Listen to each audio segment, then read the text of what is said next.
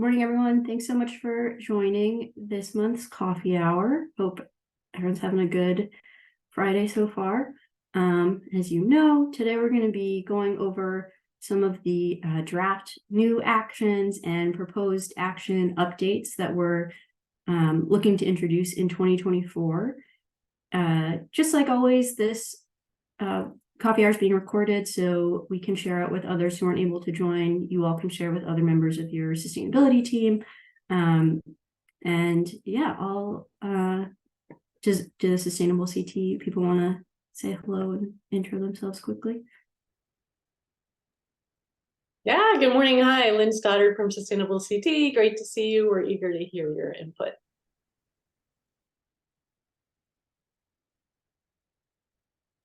We're being bashful. Oh, hi, Alice. yes. Do you want to introduce Hi. yourself? Hi, wearing exercise clothes still.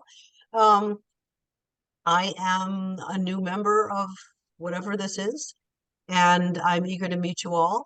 And I don't really know at this point who's official and who is not. And I don't really know what you all are doing. And I don't really know how my group's efforts can be continued, extended, and these resources brought to bear on what we're trying to do locally. So I'll be very interested in that. That's thank you, Alice. That's a good reminder. I should give a little more context on what today's topic is. Well, Lynn, Jess, Torrin, Inez, and Dorothy, we're all part of the Sustainable CT staff. Every year we make updates to the program based on depending on changing best practices in sustainability, new state legislation, new expert partners that we work with, ideas that come from them, and of course, ideas that come from municipalities in the program. So those might be totally new actions in the action framework, things that municipalities can do for certification. Those might just be little tweaks or edits or somewhere in between. So those get worked on throughout the year and introduced at the beginning of every new calendar year. So here at the end of 2023, we've been working on these for months, getting ready to officially launch and get everyone's feedback before the official launch. And then whatever gets finalized will be introduced into the program January 1st, 2024, and will be effective for all 2024 certification applications. And that said, all of this is still draft. Nothing is set in stone yet. And that's really the purpose of today, is to get feedback, and we'll have other opportunities over the next month or so to get more feedback from people who are here and also from people who weren't able to join the meeting. So I'll get started, and feel free to ask questions as I'm going or put questions in the chat, whatever you would like.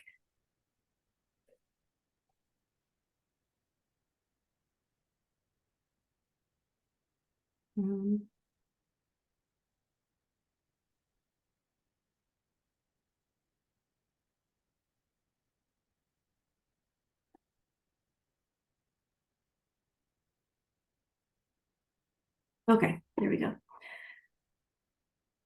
So what we're going to be going over today, the brand new actions and new sub-actions, a big consistency review that we did this year, which consists of little updates across a review of all actions and little updates across many of them, not changing the content, but changing things like our points, making sure the points are all in alignment, our submission requirements, things like that. I'll get more into detail there.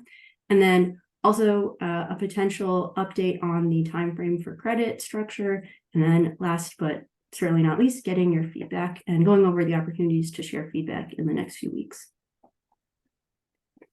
So we have three brand new actions that we've been working on that we're hoping to introduce in 2024. Action 5.9, participate in the National Flood Insurance Program's community rating system. So the National Flood Insurance Program is the federal flood insurance program. They have an optional program that municipalities can participate in called the community rating system. And that is similar to Sustainable CT. It's basically a certification program. If towns do various floodplain management work, they can get points. They can be rated, that's their terminology, rated in the community rating system. And participating in the program can actually help lower flood insurance rates for residents.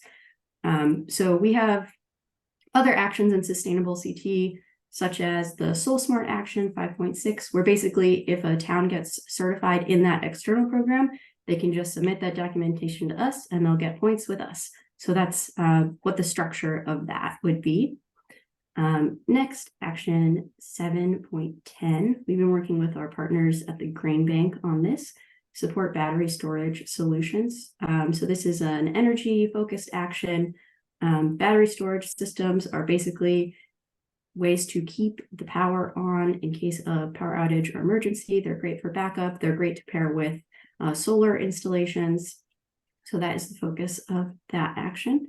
And then last but not least, action 10.7, improve outdoor access for all. So this is sort of a spin-off of something we've had in action 3.4, the develop an open space plan action.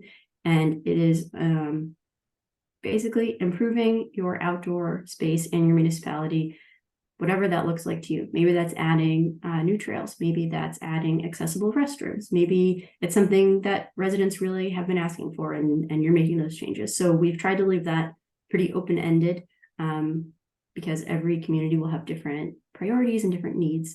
What it doesn't include is invasive species management and regular maintenance. And invasive species management already has another place in our action framework. So those things still have home.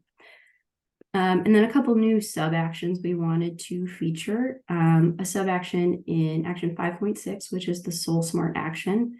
So Soul Smart is, like I mentioned, one of those other external certification programs that municipalities can get points in our program if they participate and get certified in that program. We have this action structured so a town could get at least a bronze rating in Soul Smart and submit that documentation to us, or they can do all of the different pieces and parts that add up to bronze in the Soul Smart program. So they can do it without going through Soul Smart, but they have to do all of the pieces. And this change is due to a change in the Soul Smart program. We're just making sure that we're still in alignment with them. So the new sub-action is to create a landing page with information about solar on your municipal website. And then in action 7.4, another energy action, we've added a new sub-action to help create a new solar energy installation in your municipality. That's pretty straightforward. We have some benchmarks there that we also got help with from the Green Bank about the capacity and size of that solar installation. So there's a minimum threshold. And then these are some other revisions that we just wanted to highlight, not major things, but important, and we wanted to flag them. Action 8.1, hold a sustainability event. This is one that is very popular, and we've heard this feedback from municipalities a lot. We've increased the maximum number of points you can get for holding sustainability events, which we hope will be helpful for towns looking for certification. Sub-action 8.3, that's in the train municipal representatives action. We've restructured this to, it's a sub-action that's basically about providing training to your land use commissioners. So we've restructured that to encourage training within land use commission meetings, to also encourage that commissioners are all getting training together. It's not just one commissioner who's getting trained on something and nobody else is familiar with the topic. The points also changed. 5 points is our standard for training actions. And then action 8.6, which is collaborate with other municipalities on sustainability actions. That is something that is required for gold level certification. That was a new action this year in 2023. And so we learned through this year's application cycles and talking with towns who are interested in this action, we clarified a few things, specifically that, so this action is collaborate with another town on something related to sustainability, and it has to align with another sustainable CT action. So we clarified that to get points for 8.6, you have to submit there and under the aligning action. So maybe you're doing a food waste and compost program with another town, you would also have to submit under that action, which is 9.4. and clarifying that that aligned action must be an implementation project type action. We revised the worksheet just to reflect those changes. So shifting into the consistency review, this is basically, we looked at every single action and sub-action in our framework, just to make sure that across all the dozens and dozens of sub-actions, we were being consistent with our points, with our submission requirements. We looked at little language updates, things that weren't clear, and ended up making a lot of edits, sort of fall into 4 different buckets. First are points adjustments. So these are places where points did not fit our sustainable CT points ladder. In almost all cases, these adjustments were an increase in points. So that means if you complete that action, you'll get more points without actually doing anything different for the action itself. We also made some structure edits, things like splitting a really long sub-action into multiple parts or consolidating steps into one where it's appropriate, things like that. We also did a lot of streamlining submission requirements. So making sure that in the same type of action, so maybe forming a committee or adopting a new policy in town, and those are types of actions that we see throughout the framework in a lot of different categories, making sure that we're asking for the same thing in the same type of action everywhere that it occurs. So if we're forming a forest committee in one place and a food committee in another place, you submit the same type of documentation. Also removing some of the requirements, such as providing the number of attendees at an event or sign-in sheets for a meeting, because there are other ways that you can document that something happened that are a little less onerous for the sustainability team to pull together. And then also just general language updates and clarifications. We found we had a lot of actions where we ask, if possible, please submit this, or ideally you should do this. And that's not really helpful for the municipalities and helpful for the reviewers. So we either removed those provisions or just made them outright required. And then we also did some proofreading type edits to make instructions clearer, just general little wording tweaks. So almost every action was affected by these edits, but they were not major edits to action content. So we're not changing what is fundamentally required and what needs to be done for each action. We're just making sure the points are right, the submission requirements are consistent and standardized across actions, and ideally making it clearer and easier for the actions to be completed. The actual pieces of what you need to do did not, those are all still the same. And the last thing we wanted to talk about, so this is something that we have been discussing internally for a long time. We've had a lot of feedback from you all, from other municipalities and towns, that the timeframe for credit structure is confusing, and we hear that. So we've been talking a lot about what we could do to try and make it easier. And this is something we've landed on. This is, unlike the other edits, not something we are necessarily proposing for 2024, something we really want your feedback on, something we're still working through. If we hear that municipalities like it, then we will try to get it done for 2024 if we can. If we find as we're going through that it still needs more time, still needs more attention to make sure it really works, then it might get pushed to 2025. But we still want your feedback early on. So in the current structure, actions can be either new action credit only, or they can be both new and rolling credit. For new action credit, the actions have to have occurred in the last 3 years. And for rolling credit, you have to demonstrate that the action is somehow still ongoing or has a continuing impact. The possible change we have landed on is to remove those new action and rolling credit designations and instead include in the action text if it needs to have taken place in the last 3 years, and then build into the submission requirements any documentation that was previously needed for either type of timeframe, new or rolling. That would also mean when you're submitting your application in the website, there's no more timeframe for credit field. Anything related to that would just go into the description or into your documentation along with everything else that you submit. So just want to show a few examples of what that might look like. I think that's the most helpful way to think about this. So action 8.1, like I said earlier, it's a very popular action. Right now, this is new action credit only. So instead of having that designation, we would just put in the description where you see highlighted at the top, events must have been held in the last 3 years to be eligible for points. And then for this action right now, you submit a template that has a lot of fields for information about the event, including the date. So that's it. You wouldn't need to come up with anything new. We're just saying outright it needs to have been in the last 3 years, and then the date in the required template will verify when it occurred. Another action, this is another popular one, example of a potential time frame for credit update. Action 6.1, implement complete streets, and then implementing specific projects for complete streets. So similar to the events, projects must have been completed in the last 3 years to be eligible for points. And this also requires a worksheet to submit. So we would tweak that worksheet. Dates when work began and ended on the project, month and year is fine. So maybe work began 5 years ago. That's all good. If it ended within the last 3 years, it would be eligible for points. And third example, another popular action. This is 3.4, develop an open space plan sub-action to complete an open space inventory.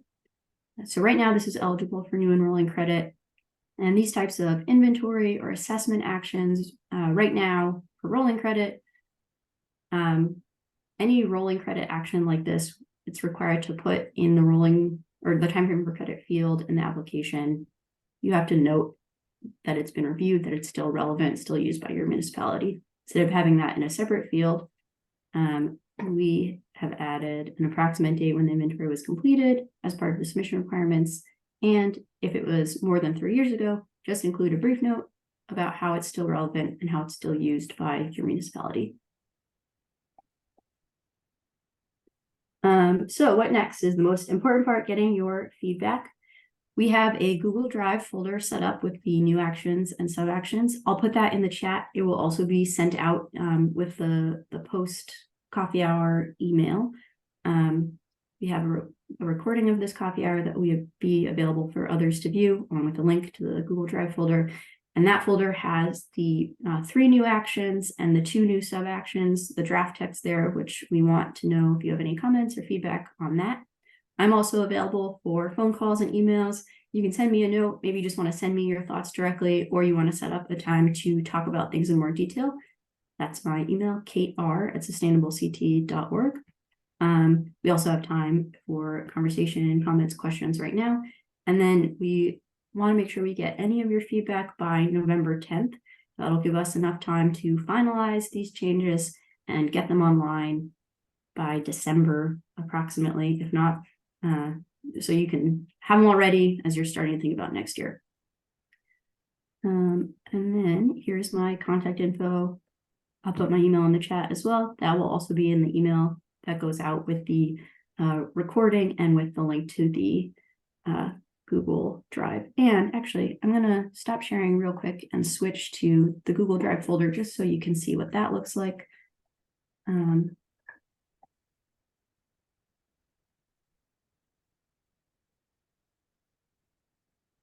Okay, so here's the folder. We have those 3 new actions and sub actions. So you just click on one.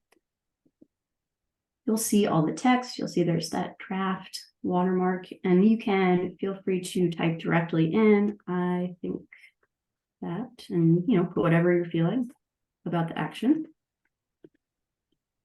Or you can also click or highlight anywhere and click this little button. It's like the word bubble with a plus sign in it, or you can right click and hit comment, and then you can type your thoughts there. So that's that. And now we can, answer any questions or hear what you're thinking. We've got one question in the chat, Kate. Jeremy, maybe you could come off mute and ask your question. Or maybe unable to. So I don't know if you can see it. Is it a rolling 3 years or still to January 1st? I think it would still be to January 1st. We want to not, that's how that's how it's been. We wouldn't want to change that and make it a tighter window. So that wording would need to be clarified, and that's a good note.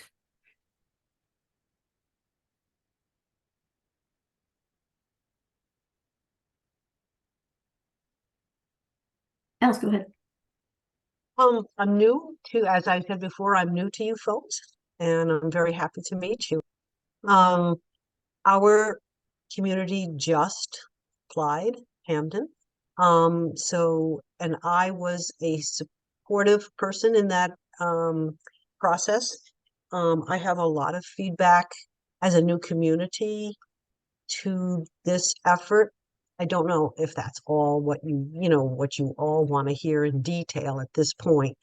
I'm primarily interested in using sustainability CT, honestly, as a way for people in my community to become more environmentally active. And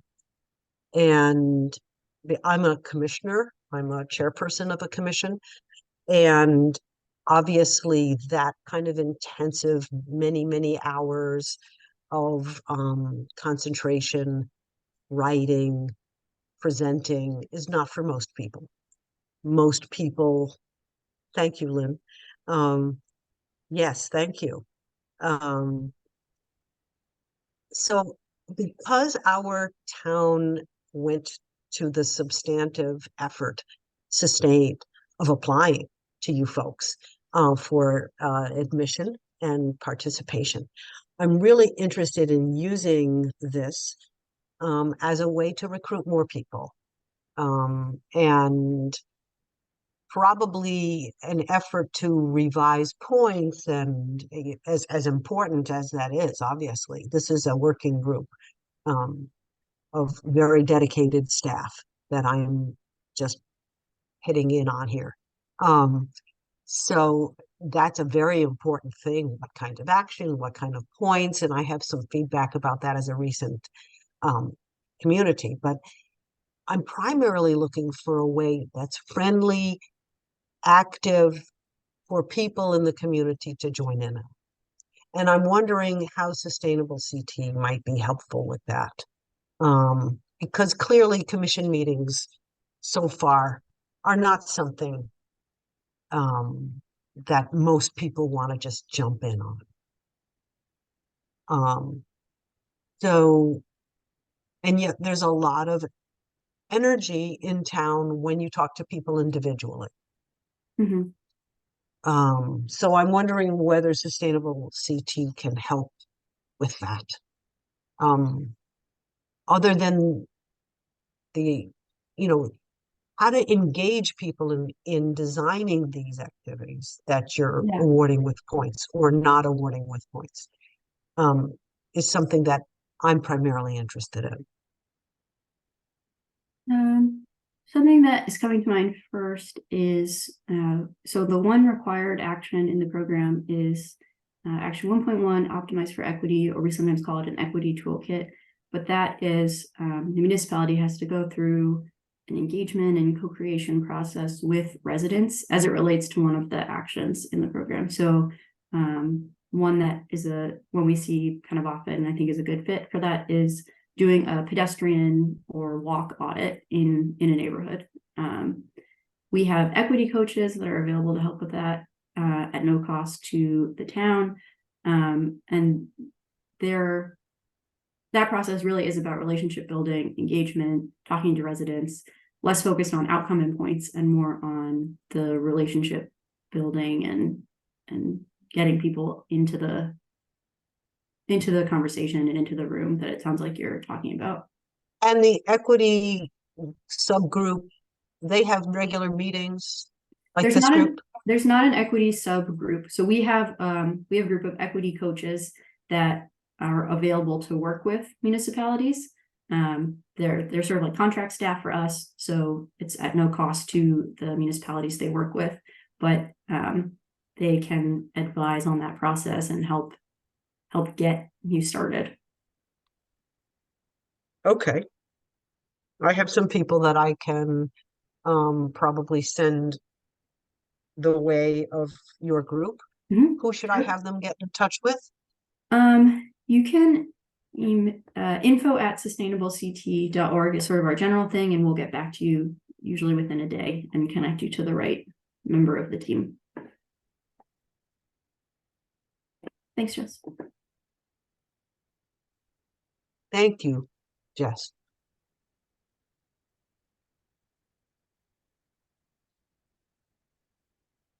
And as you said, you had feedback. If it's sort of specific to Hamden's experience, I think maybe a one-on-one call would be the better place to share it. If you have stuff that you thought of through this Yes, Lynn. presentation or what I was talking about, would love to hear that now, but also would love to have another time to talk with you in more detail about, yeah, your last application. And ditto, Lynn's congrats on getting silver.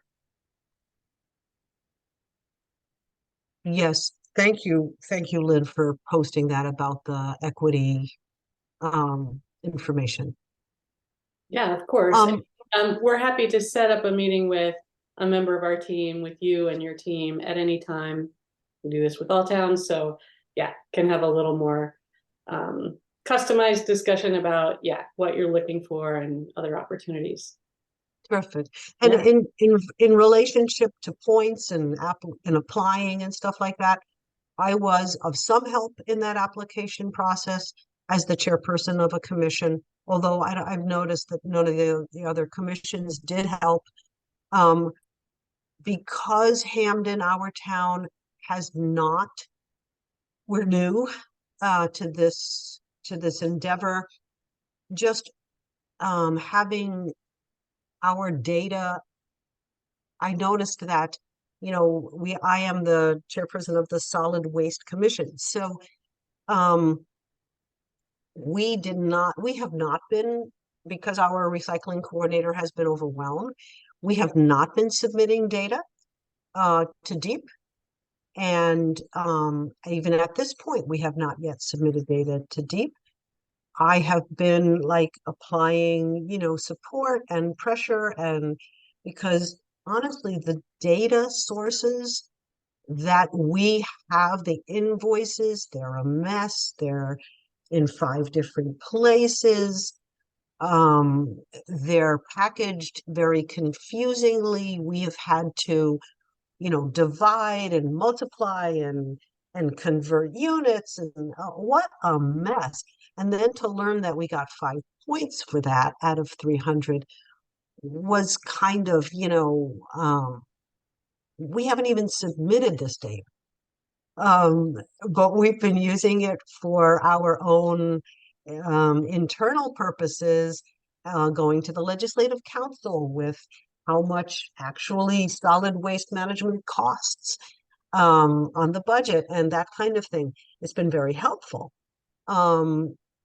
But to learn that we only got 5 points for that was challenging for motivation. So that's one thing I did want to give feedback about. Sure. I hear that. We have a standard points scale, basically. Data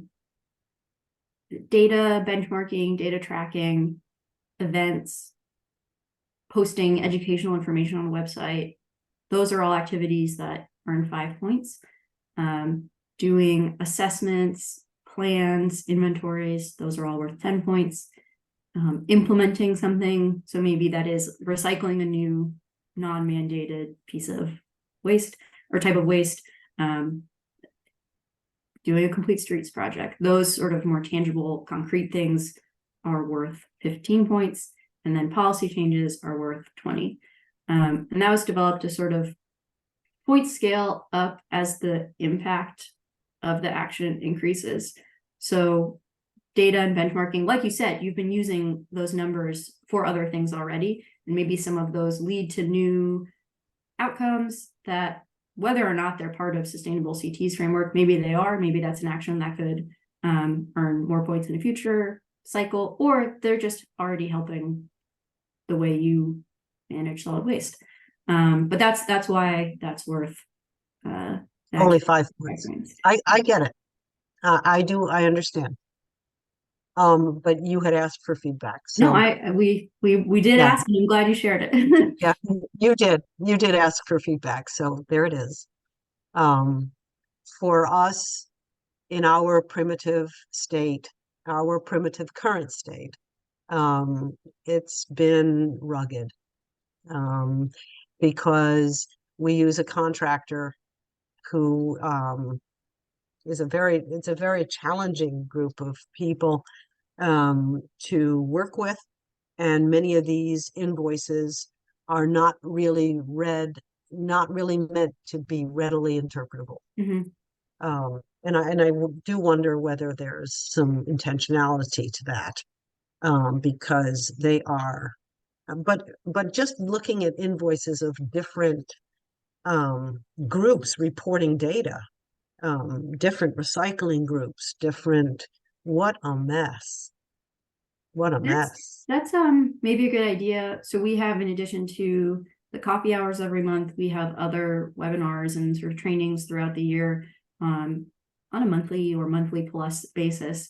Maybe that's an idea for something we could do in the future. Because we know a lot of municipalities work with solid waste contractors, and we've heard from other towns that it's hard to get the data that they need from them. So maybe that's an idea for a webinar, working with your contractor to get the numbers that you need for deep, or It how to sure could be. interpret an invoice even. Well, contractors don't even have to register with the state. They have no requirements about their communications with their customers, which is what we have found out. And it's a hell. We engage with a very large group, which has about 5 different names, and I'm sure you know what they are, who they are. They have a MRF. They have they're in many, many towns, and they have a kind of a mafia, so based on the mafia kind of interaction with their customers. And you don't question the billing is horrendous. They invoice things that are not defined. So the towns pay the invoice without really knowing whether they're paying what's bundled here. It's not specified. But that's another topic. So continue. I'm sorry. I'm getting unduly specific. No, that's okay. Specificity is important. I see in the chat, Jeremy, you aren't able to get on video or mic, but we're glad to hear you like the CRS action. If anyone else, Ashley, Chuck, if you have any questions or anything you wanted to add also, if not, that's okay too. No pressure.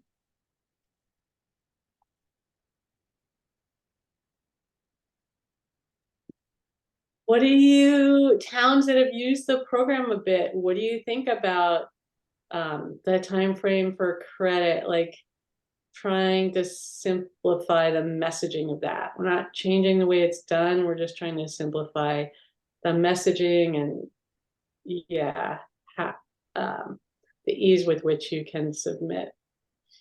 Does anyone have feelings on that one?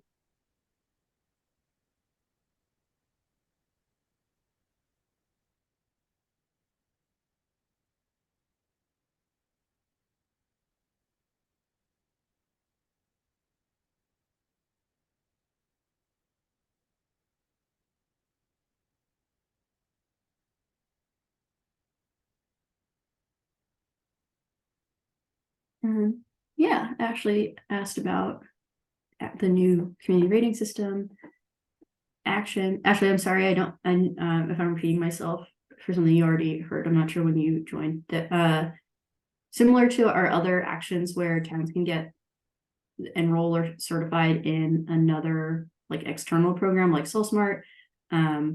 Basically, towns that participate in the community rating system and are rated at I'm checking to make sure I say the right number here.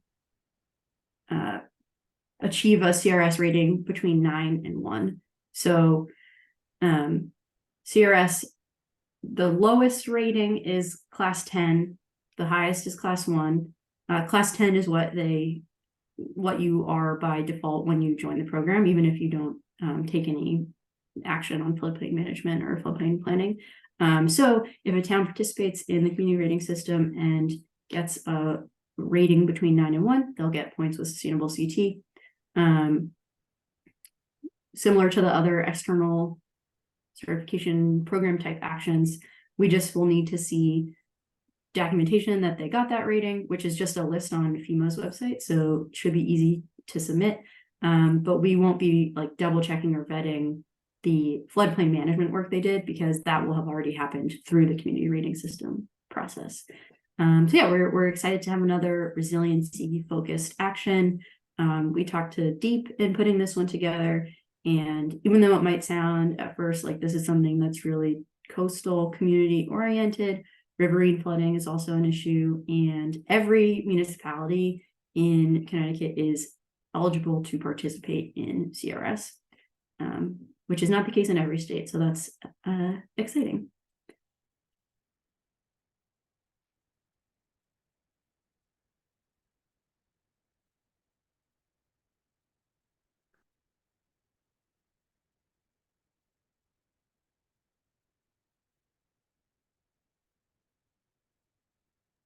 Anything else? A group, people didn't have their coffee or whatever.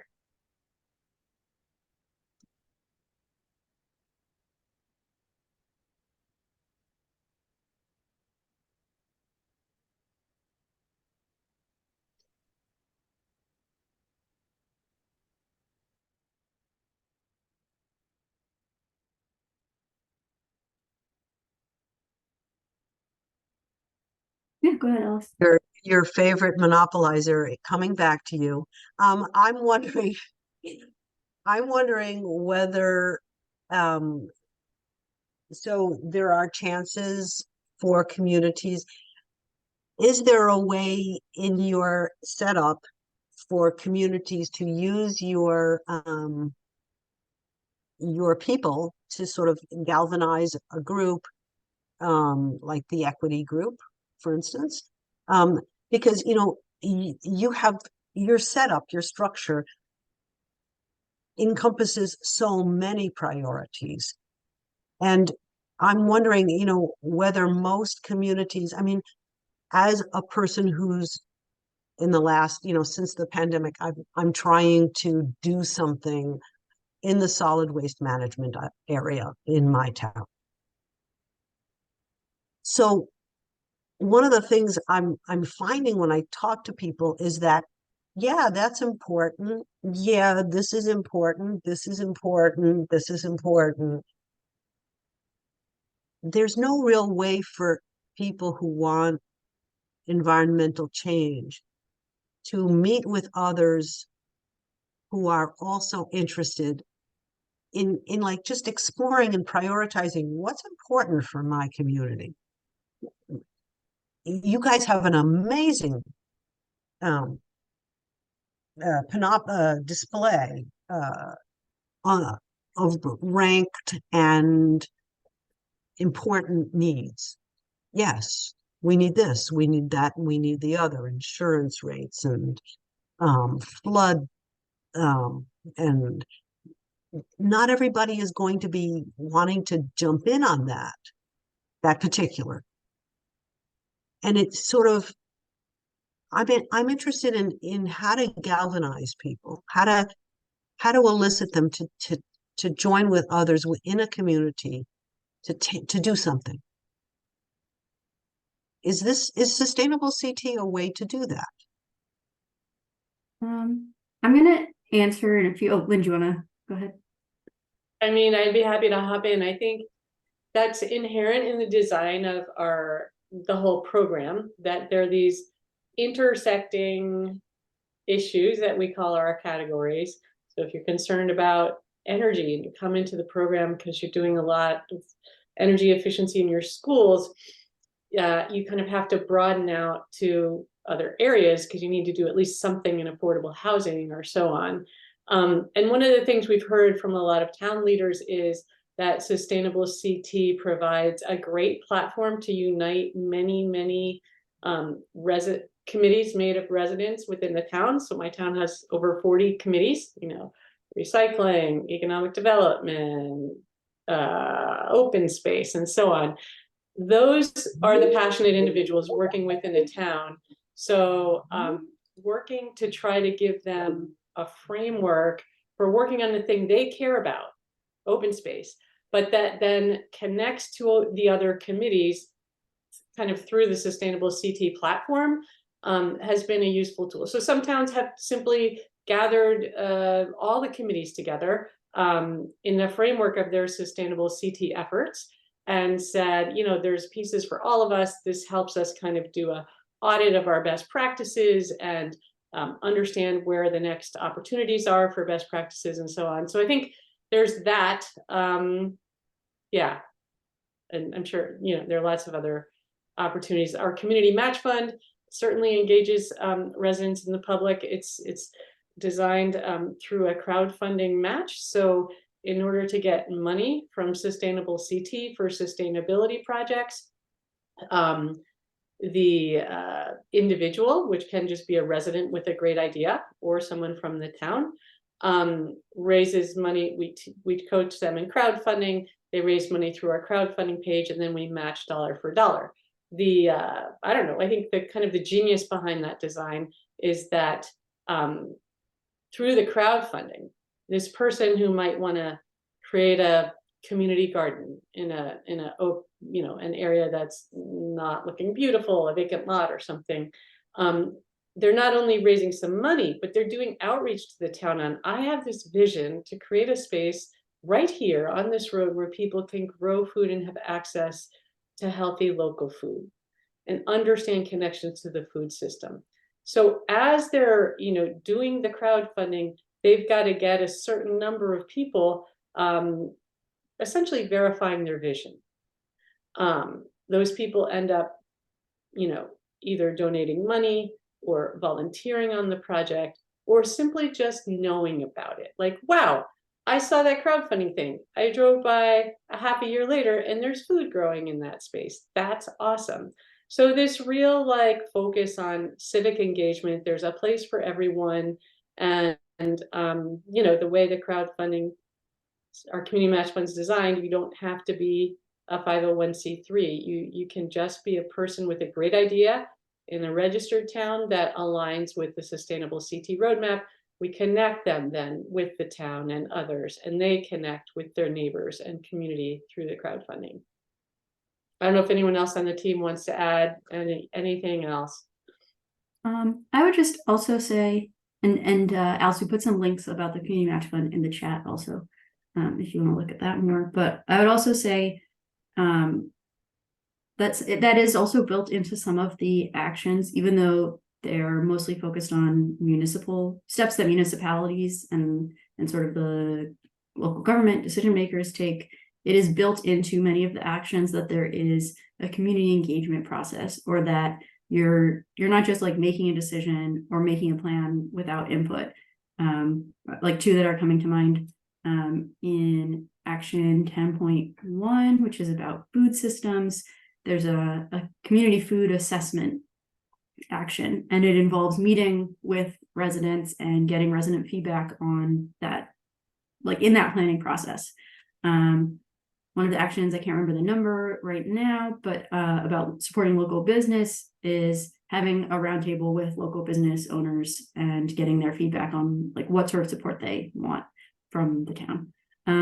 So it's not, yeah, it's built in different ways into the actions. Okay, thank you very much, all of you. Very helpful.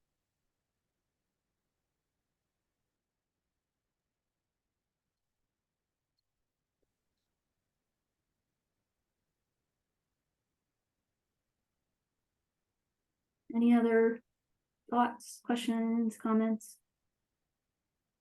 Anything we didn't mention at all that you're like, actually, we really need an action for this? We're always happy to hear those suggestions also.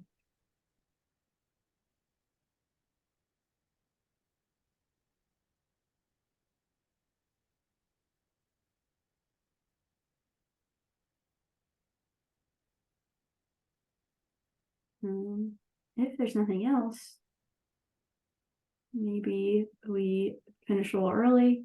I will put my email in the chat right now. And everyone is welcome to send me an email with feedback, or if you want to set up a phone call to talk about things more, yeah, please do so. And we will follow up with a link to this recording, a link to the Google Drive, and my contact info. So I guess last chance for this coffee hour, if you have any final thoughts or anything you want to say. And if not, we will talk to you before November 10th.